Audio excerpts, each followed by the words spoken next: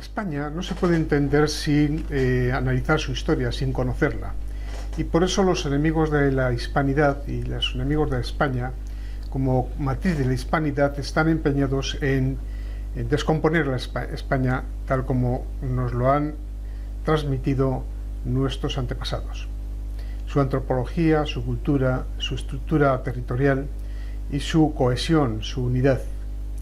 Hay un empeño sistemático de destruir algo tan importante como fue España, y por algo la quieren destruir, porque su base real de germen que la desarrolló fue el catolicismo, el espíritu cristiano,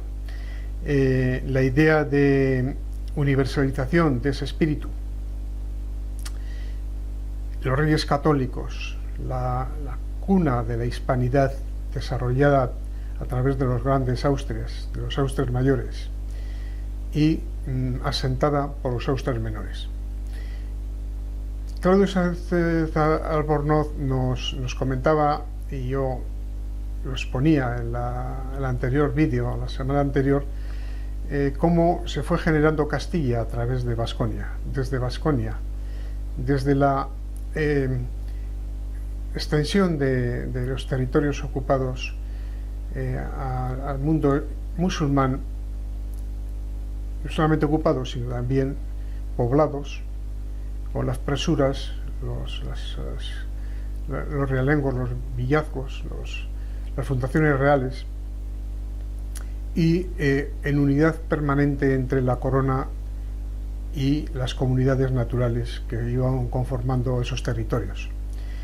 Por otra parte estaba el Reino de Aragón, la incorporación de lo que fue la marca hispánica, Condado de Cataluña, al Reino de Aragón y luego Valencia, dentro de esa estructura de conquista, de reconquista de todo el litoral mediterráneo y su expansión hacia el oriente. Mientras Castilla se extendían hacia occidente, el Reino de Aragón abría pasos hacia los territorios de ultramar, del mar Mediterráneo, me refiero. Esas tensiones produjeron en esa diferenciación de vocación,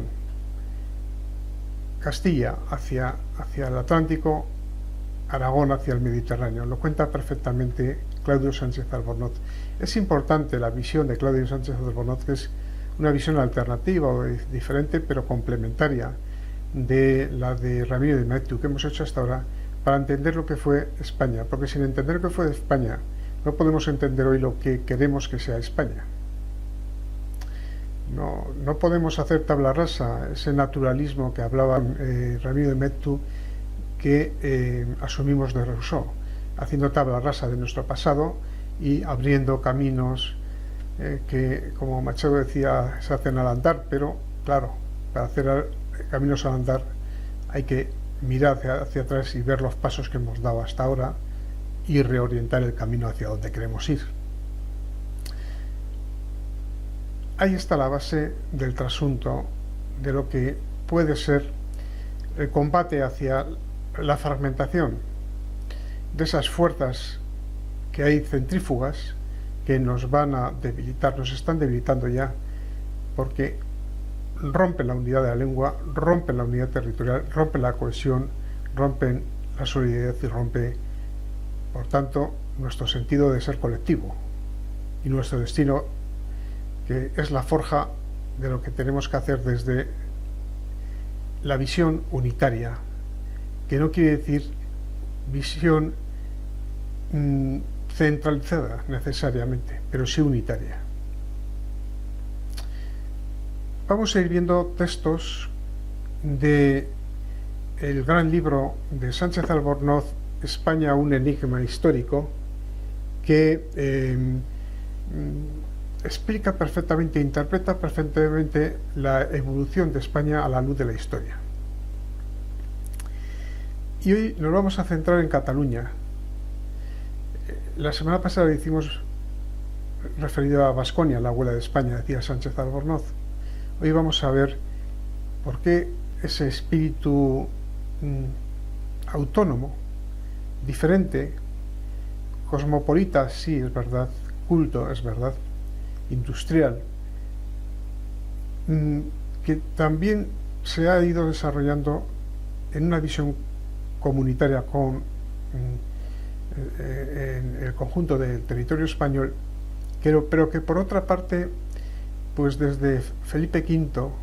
con su intento de unificar e imitar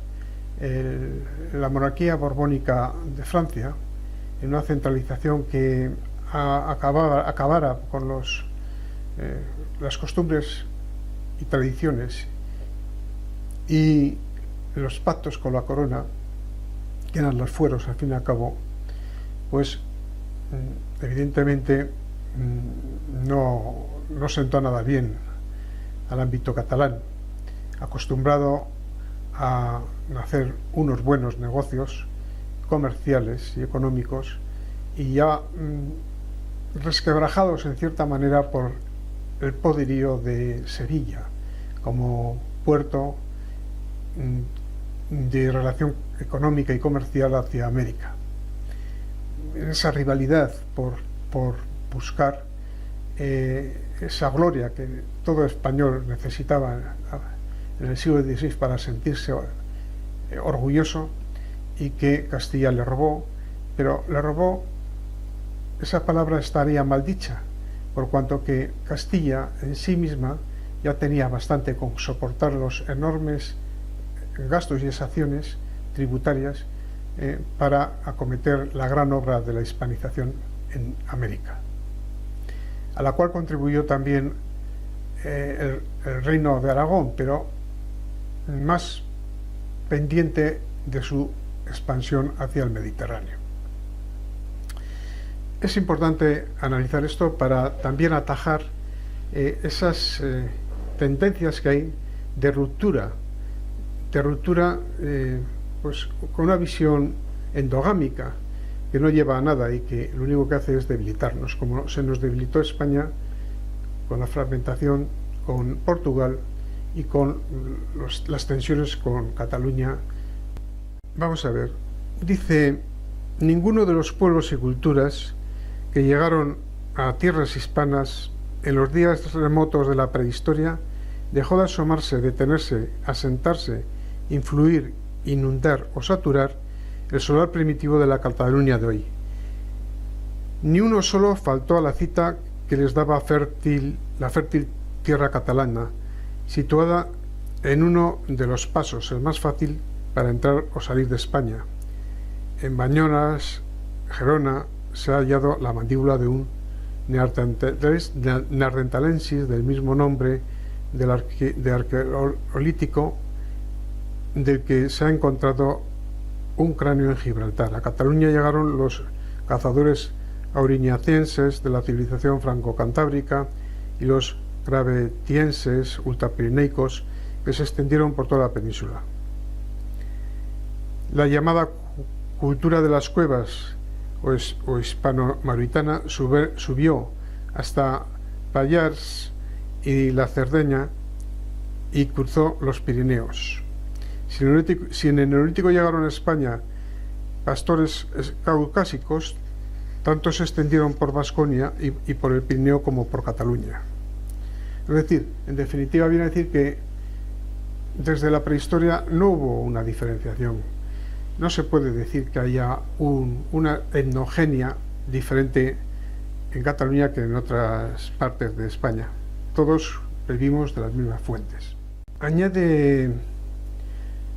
Claudius Sánchez Albornoz una razón por la cual el sentido genuinamente particularista de los catalanes nacía de esta reflexión. Dice: fraccionado el país, se refiere a Cataluña, en un rosario de condados, solo Barcelona, Ausona y Gerona se hallaron de ordinario regidos por un solo conde, habría sido difícil que hubiera cuajado una embrionaria conciencia nacional por cima de las divisiones pugnaces que apartaban entre sí a los condes de cada distrito. Solo su hispanismo racial y espiritual podía agruparlos en una comunidad humana al enfrentarlos con las tierras francas del norte. Y añade, dentro y fuera de Cataluña, ese topónimo regional no había aún nacido. El más adornado de espíritu profético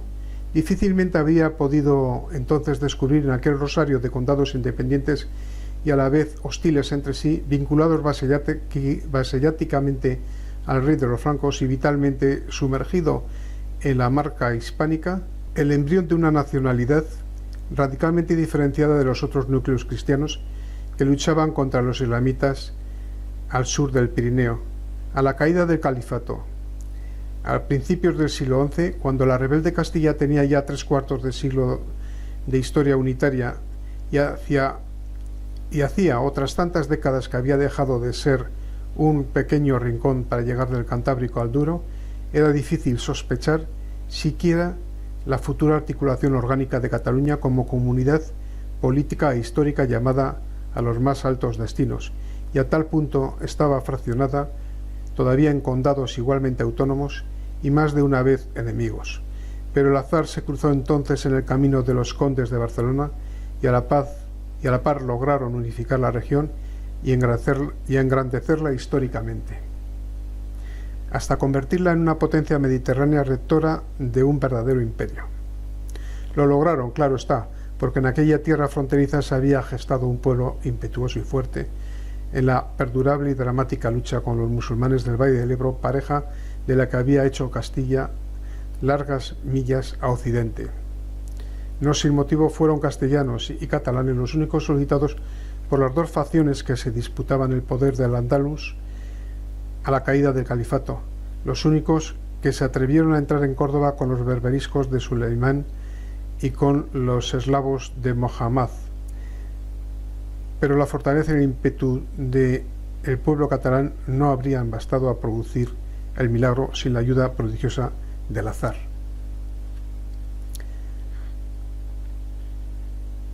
La historia de Cataluña desde el siglo XI fue la proyección del hispano ímpetu del pueblo catalán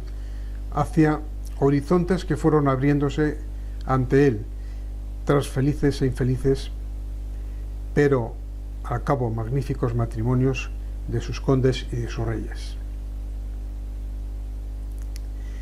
Tales matrimonios permitieron a Cataluña la creación de un imperio mediterráneo pirenaico de Tortosa a Niza, de tipo feudal, claro está, pero sobradamente fuerte para constituir un factor decisivo en el equilibrio político de Francia y de España. Ese estado, a caballo entre el Pirineo, se sentía tironeado por igual por los problemas ultra y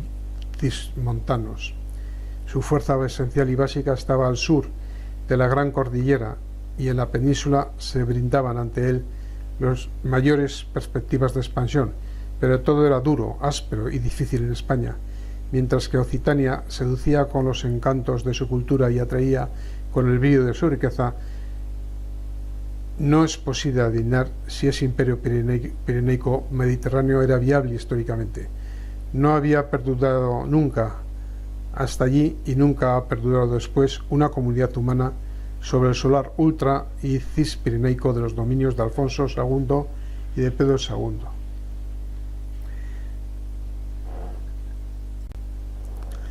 Espíritu aventurero, ambición de riquezas, heroísmo, crueldad, caudillismo, apetitos de mundo y de mando, ceñudas discordias civiles, curiosidad humana, orgullo, devoción, señorío, Castilla y Cataluña hermanadas por una comunidad de temperamento, por una pareja estructura mental, por un idéntico hispanismo irrenunciable. Las separaron muchas diferencias normales, coronarios de diversa proyección de su historia, desde siglos antes de Cristo, hacia horizontes culturales y vitales muy distintos, de su dispar situación geográfica en España y en Europa.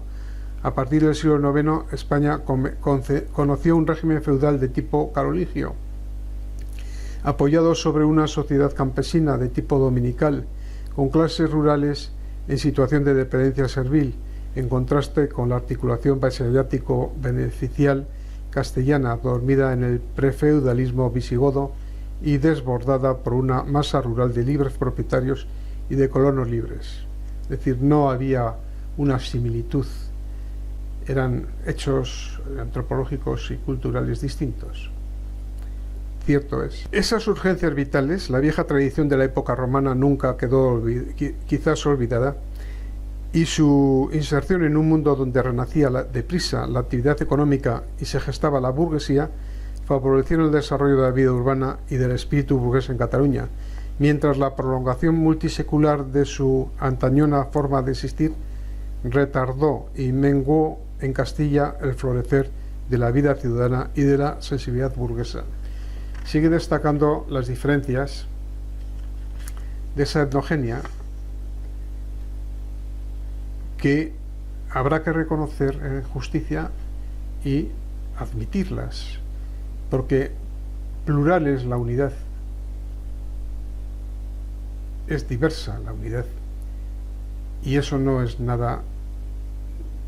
inconveniente, ningún inconveniente, si sabemos sacar el beneficio de esa diversidad y las ventajas de la unidad. Cataluña fuerte en el mar y en él entregada a una intensa vida comercial, fue acuñando una personalidad de rasgos muy firmes, pero dentro de España y con clara conciencia de su irrenunciable condición de miembro activo de la comunidad histórica que España constituía desde siempre, Bosch, Gimpera hace años y en estos días Maraval han señalado la frecuencia con que esos condes reyes, que tan entrañablemente amaban a su tierra catalana, y los soldados marinos y cronistas de Cataluña juzgaron a España como una unidad humana y vital de la que ellos y su país formaban parte. Si Jaime I habló de la salvación y la honra de España, Pedro III creía que en su duelo de Burdeos iba a debatirse el honor de España. Jaime II, al conocer la accesión al trono de Castilla del rey menor Fernando IV, dijo que por tal causa iba a recaer sobre él la carga toda de España. Y Montaner, soldado cronista de la expedición catalana a Oriente, habló también de que todos los reyes de España eran de una carne y de una sangre. Es decir, esa diversidad, esa diferenciación de, pues vamos a decir así, de entidad, no tanto de identidad, de entidad, esa diferenciación no iba en menoscabo de su sentimiento de patriotismo y de necesidad de aunar esfuerzos para lograr la unidad española, lograr la defensa común contra el Islam, la reconquista. Ellos cumplieron la parte que les correspondía a Jaime I al conquistar Valencia, sumaban, no restaban. Una vez de que ya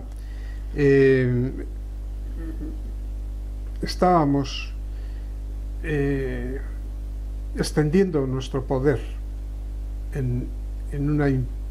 un imperio civilizador, generador, como dice Gustavo Bueno, Cataluña desde 1526 pudo legalmente pasar a las Indias conforme a una real cédula de Carlos V que ha publicado Torre Rebello, y aún sin estar autorizados vinieron a estas plazas americanas multitud de aventureros no peninsulares. La concentración en Sevilla, según Chenu, inevitable, del tráfico de América tanto dañó a Cataluña como a las otras regiones de España, y era más caro y difícil llevar mercaderías hasta el emporio sevillano desde Flandes o Génova y desde Burgos a Toledo que desde Barcelona. Sin el Principado hubiera habido una vida industrial pareja a la flamenca o a la genovesa, los catalanes no solo habrían competido con esos países en Sevilla, habrían también comerciado en tierras castellanas, como hacían en ellas incluso los enemigos ultrapirenecos y ultramarinos de España. Pero esa situación marginal de Cataluña, en la que el pueblo castellano no tuvo culpa alguna, dificultó el allanamiento de las diferencias que la separaban de los otros reinos peninsulares, unos nacidos como normal proyección histórica de los diversos núcleos iniciales de resistencia al Islam, que surgieron en el norte de España, y otros prolongación afortunada de las comunidades políticas a que la historia dispar de esos núcleos primitivos fue dando origen en el transcurso de la conquista. Y los errores de las dinastías que erigieron a España en la Edad Moderna, y también los errores de los catalanes, sería injusto negarlo, han mantenido en pie el particularismo medieval de Cataluña, no más antiguo ni distinto, ni más firme, ni más acusado que el particularismo de estirpe medieval de Galicia, León, Castilla, Navarra, Aragón, Valencia, Murcia, Andalucía, etc. De una Cataluña que, después de apartarse de Francia movida por su hispanismo integral, vivió 4 siglos vinculada a Aragón y lleva casi 5 unida a los demás pueblos españoles. Cataluña contribuyó más que ninguna otra región de la península a hacer a España bajo la égida de Roma, cuando ni siquiera era posible adivinar en el misterioso e incierto futuro de Hispania el nacimiento de Castilla. Grandes conductores y escritores de la Cataluña medieval, autónoma dentro de la Confederación Catalano-Aragonesa, sintieron la unidad histórica y vital de España con no menos convicción y muchas veces con más firmeza y claridad que los príncipes y escritores castellanos. Cataluña ha dado a la comunidad nacional española, de que forma parte, el imperio mediterráneo, grandes figuras humanas, ideas y ejemplos magníficos. España es la obra suya tanto como los otros núcleos históricos peninsulares, sus hermanos por la sangre y el espíritu y sus iguales en derecho. Qué grandes palabras. Pero Sánchez Albornoz aclara: al advenimiento de los Reyes Católicos,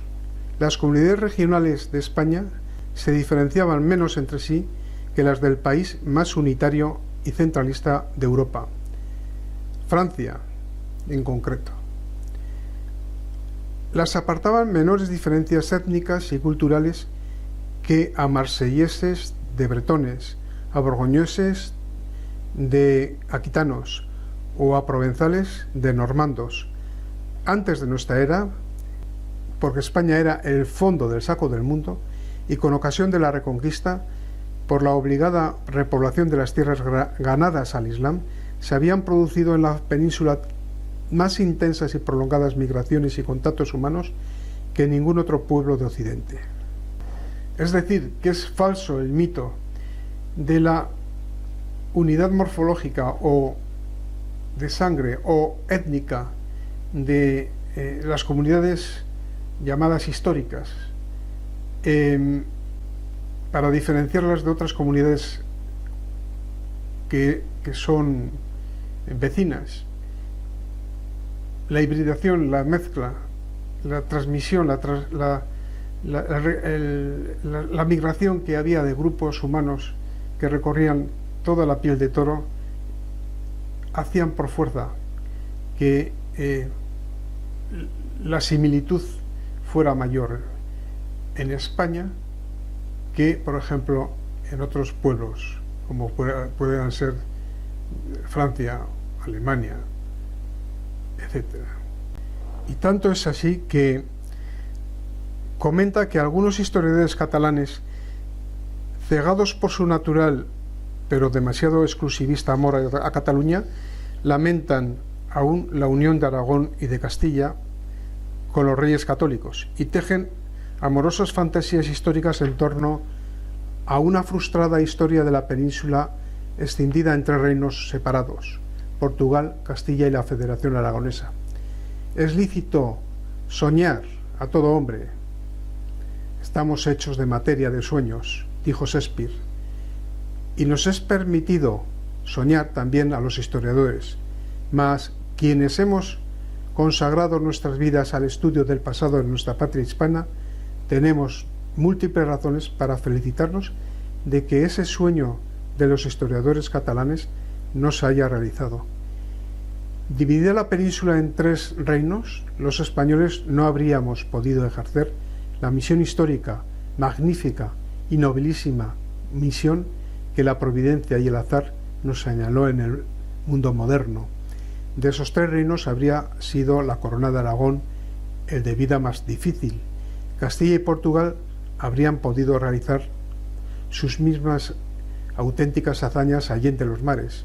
Es dudoso que la señoría aragonesa hubiese podido conservar su posición en el Mediterráneo, ni siquiera habría quizás salvaguardado su propia independencia. Olvidan estos señores soñadores, historiadores españoles de Cataluña, que la España oriental, llamemos así a esa non nata nacionalidad, habría tenido que hacer frente sola y a cuerpo limpio a dos potencias fortísimas, muy superiores a ella en población, en riquezas, en recursos financieros y fiscales, en fuerza militar, dos potencias que aspiraban a dominar la Italia meridional y el mar Mediterráneo, zonas vitales para la vida libre de la corona aragonesa. Olvidan que ésta habría tenido que enfrentar la conjunción hostil de Francia y de Turquía, de una Francia mucho más poderosa tras la unificación que la Francia con que hubo de luchar Pedro III en el siglo XIII, y más arrogante, firme, decidida y ambiciosa que la Francia que en el siglo XV forcejeó con Juan II, y una Turquía en el cénit de su fuerza, la Turquía conquistadora de los Balcanes y del Valle del Danubio, sitiadora de Viena, la Turquía cuya escuadra amenazaron muy pronto el Mediterráneo occidental, una Francia y una Turquía que solo el esfuerzo tremendo de los reyes católicos Carlos V y Felipe II lograron contener. ¿Cómo habría conseguido la señoría de Aragón superar sola el poderío turco y el francés con una Castilla secularmente aliada de Francia y por tanto neutral en la contienda y sin disponer de la riqueza y del potencial humano castellanos, muy superiores entonces a los de Aragón, Cataluña y Valencia reunidos? Remito a la magna obra de Carande, Los banqueros de Carlos V, y sin contar, claro está, con el oro y la plata de América. Es decir, ¿cómo hubieran podido lograr ese señorío, esa expansión, esa riqueza que logró Aragón, la corona de Aragón y por tanto Cataluña, sin la ayuda de Castilla, sin la unión, sin la unidad? Hoy la historia hubiera sido otra. El proceso histórico de acuñación de las grandes naciones-estados modernos era demasiado fuerte para que España hubiera permanecido al margen de esa corriente unificadora, antes o después. Sin embargo, de su multisecular fraccionamiento, afirmado en el siglo XVI por su historia desdichada, Italia llegó a la unidad, y también llegó a ella Alemania, no obstante en hiperfeudalización, en la tardía Edad Media y su intencionada fraccionamiento en Westfalia. La historia moderna de esos dos pueblos no es un arquetipo digno de ser añorado por ningún español, porque en 1640 se quebró la unión de la España integral de ámbito peninsular. Todos los pueblos hispanos, desde Lisboa a Barcelona, hemos arrastrado hasta hoy una triste historia. Sánchez Albornoz es muy crítico respecto a la labor de Carlos V y Felipe II de dar cohesión y unidad a España, más centrados ambos reinos de Austrias en el mantenimiento del gran poder europeo acuñado y armado por la unificación religiosa y por la lucha contra el protestantismo y en relación a Hispanoamérica por la extensión y consolidación de una estructura económico-urbanística y social nacida del hibridismo y del mestizaje y de la traslación allí de las instituciones tal como estaban extendidas y formadas en España. Decía: la extensión y disperso de los dominios del emperador hizo imposible que su mente captara la urgencia de afirmar la comunidad nacional española, superando las diferencias que apartaban a las diferentes comunidades históricas peninsulares. Después de la entrada de los musulmanes en la península, entrada que provocó la ruptura de la unidad hispana por siglos, ningún suceso fue más funesto para el hacer de España que la reunión de las posesiones de las casas de Aragón, Castilla, Austria y Borgoña y del Sacro Imperio Germánico, bajo la autoridad de Carlos de Habsburgo. No era compatible la concepción unitaria de España con la concepción compleja de la articulación bajo su centro de los muy diversos pueblos de Europa que le tocó regir. Fernando e Isabel no se atrevieron a titularse reyes de España para no herir la susceptibilidad de los reyes de Portugal, porque Portugal era también España. Decían entre comillas, portugueses y castellanos, porque españoles lo somos todos, escribió Camões. La pomposa titulación oficial de Carlos V, en que se enumeraban todos los sus estados, pero no se hablaba de España, respondía a la realidad del mero ayuntamiento de todos los dominios que Carlos gobernó, con exclusión de toda idea de la superior unidad hispana, histórica, espiritual y humana. Ni en su mente ni en el de sus colaboradores brotó la idea de articular a todos los hispanos en una unidad estatal, cualesquiera que ella fuera. Carlos y Felipe organizaron el modelo y moderno Estado castellano, no el Estado moderno español, pero al hacerlo acentuaron los obstáculos que se alzaban en el hacer de España, porque situaron en planos diferentes a Castilla, convertida en el eje político esencial de la monarquía y en sostén fiscal de la misma, y a los otros reinos peninsulares transformados en meros satélites de significación pareja a la que otros estados europeos inscritos en el marco general y de su gran imperio. Es decir, en definitiva, viene a destacar uno de los problemas que hubo para articular una unidad férrea, bien cohesionada y unida de la estructura territorial de España. Todo no podía ser. El punto de mira, el foco de atención de los reyes, los emperadores mayores, los austrias mayores, como Felipe II y Carlos V, estaba en el mantenimiento del imperio y su organización y su cohesión, su mantenimiento, ¿no? Eso fue en detrimento de nuestra propia unidad, pero eso no significa que sea razón de la disgregación y la separación actual. Eso solamente explica las causas. Y por eso Sánchez Abror apostilla. La corona aragonesa y la corona castellana habían vivido con la atención vertida hacia horizontes internacionales diferentes. Habían practicado políticas exteriores diversas, pero no contrapuestas. Desde el siglo XIII, Cataluña había mirado a Francia y hacia el Mediterráneo, mientras Castilla había proseguido, arma en brazo, su lucha contra el Islam africano y andaluz. Esa disparidad de políticas, por lo que tenían de complementarias, había de contribuir a la vinculación histórica de las dos monarquías, mucho más que la emulación en empresas parejas africanas y marítimas de Portugal y de Castilla. Las angustias financieras de Felipe IV, y no hay hipérbole en la frase, se conjugaban con la injusta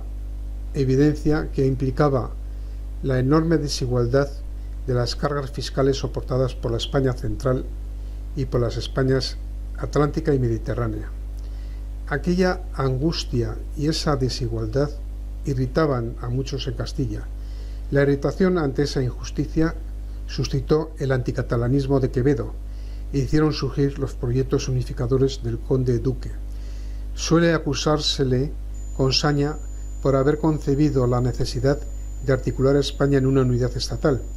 Es cierto que se propuso ir demasiado lejos, que erró en los métodos y que su concepción surgió a destiempo. Habría debido iniciarse por los Austrias mayores. No debe negársele, sin embargo, el mérito de haber concebido, por puro patriotismo español, la idea de que era preciso renovar el absurdo armazón político hispano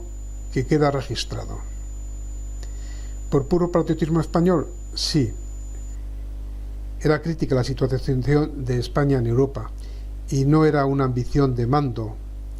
¿Podría desear mayor poder del que tenía? No, sino el noble intento de salvar a su patria de la crisis, en que le surgió su concepción renovadora. Durante sus horas difíciles, Roma, ayer, y los estados democráticos hoy han realizado siempre una unitaria concentración de poder, y otro tanto pensó hacer el conde duque. Su mente no acertó a descubrir el camino mejor, pero su torpeza no puede incidir en el juicio que nos merezca su intención. Concluye Sánchez Albornoz: hay un problema de España que habrá de resolverse, no entre diversas nacionalidades que nunca han existido, sino entre las numerosas comunidades históricas, como Galicia, Asturias, León, Castilla, Euskadi, Navarra, Aragón, Cataluña, Valencia, Murcia, etc., que integran España desde el Cabo de Creus al de Finisterre, desde Irún a Gibraltar y desde Lisboa a Valencia. Solo si se logra hallar la fórmula precisa de su articulación, sin que surjan pueblos privilegiados, iguales en los derechos y desiguales frente a las cargas, podrá Hispania recobrar su camino en la historia.